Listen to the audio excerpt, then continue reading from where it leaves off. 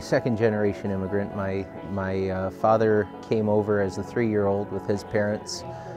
So his father was from southern Russia, the area known as Circassia or Adygea, and he was a Muslim. He was a Russian, sort of ethnically Turkic Muslim, and the family story is that he had gotten in trouble with the Stalinist authorities for helping young men desert the Red Army during World War II, and so he had to head out of town.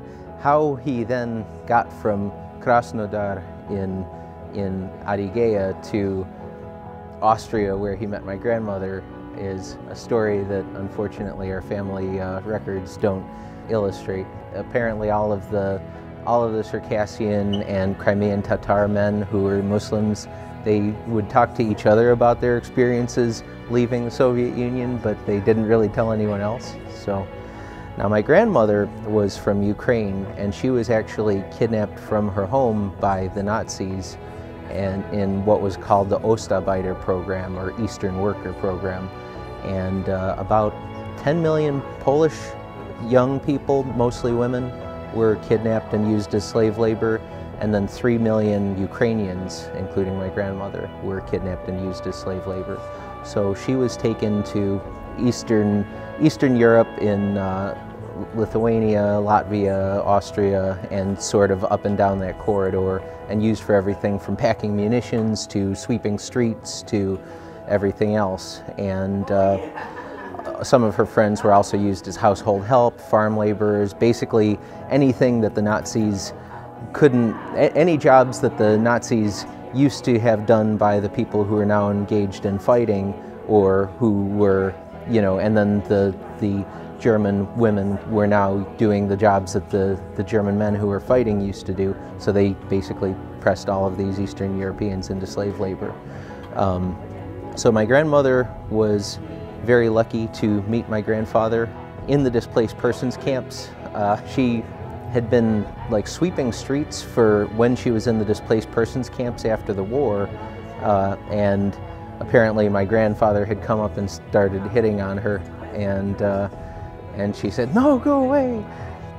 Later on, about 2 years later or so, she had been, because she was from Eastern Ukraine and most of the Ukrainians in the camps were from Western Ukraine, the people from Western Ukraine viewed the Eastern Ukrainians as worse enemies than the Nazis because she had a Russian last name, she spoke a Russian-inflected Ukrainian.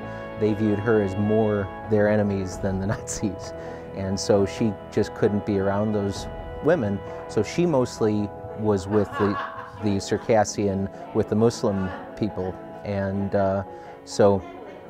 so she became really friends with this older lady and her husband, and then it emerged that the older lady was trying to set her up, and she was about 29 at the time.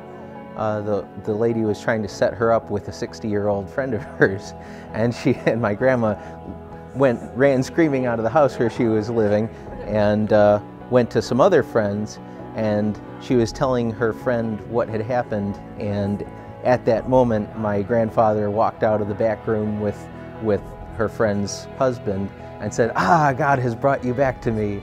And apparently that line worked pretty well, because they did actually get together. And he was a little bit older than her. He was about 15 or 20 years older than her. But they had my dad in 1952 in Klagenfurt in a displaced persons camp there, and drifted around Europe, Arolsen in Germany, and learning skills and essentially waiting for a time that they would be able to emigrate anywhere other than the Soviet Union. Of the 3 million Ukrainians who were taken for the Ostarbeiter program, 2.7 million went back to the Soviet Union. Among those, somewhere between 30 and 50% ended up in the gulags. Among those, about 25 to 50% died. So it was very lucky that in 1952, the U.S. Congress passed the Refugee Relief Act, and so my family actually came over on a repurposed troop transport ship, the William Langfit, and so literally one trunk of clothes was all that they had, and I still have the trunk, so that's pretty cool. And I still have some of the material that they brought over.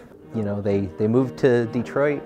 They lived in a garage the first winter and then a basement. And then after 3 years of him doing odd construction jobs and her working at cafeterias and eventually going to work at Henry Ford Hospital, they were able to save up enough money to buy a dilapidated house on Detroit's west side here on McGraw and Casper. So that was my family's house until 2014. So I was actually named for my grandmother's father, who is named Ivan Reshetov, and so John is Ivan, and so Jonathan was my parents decided to modernize all of our names. So my sister was Allison after Alex, and I was Jonathan after Ivan. So, but yeah, it's I find myself, I find the story of how I came to be in existence to be extremely improbable. I mean, the tiny odds that my ancestors survived on their way here, and the great stroke of luck that they were able to come here as a result of the Refugee Relief Act of 1952. It's really fantastic. Some of their friends from the camps ended up staying in Europe. Many more of them were sent home, and most of them did not make out as well.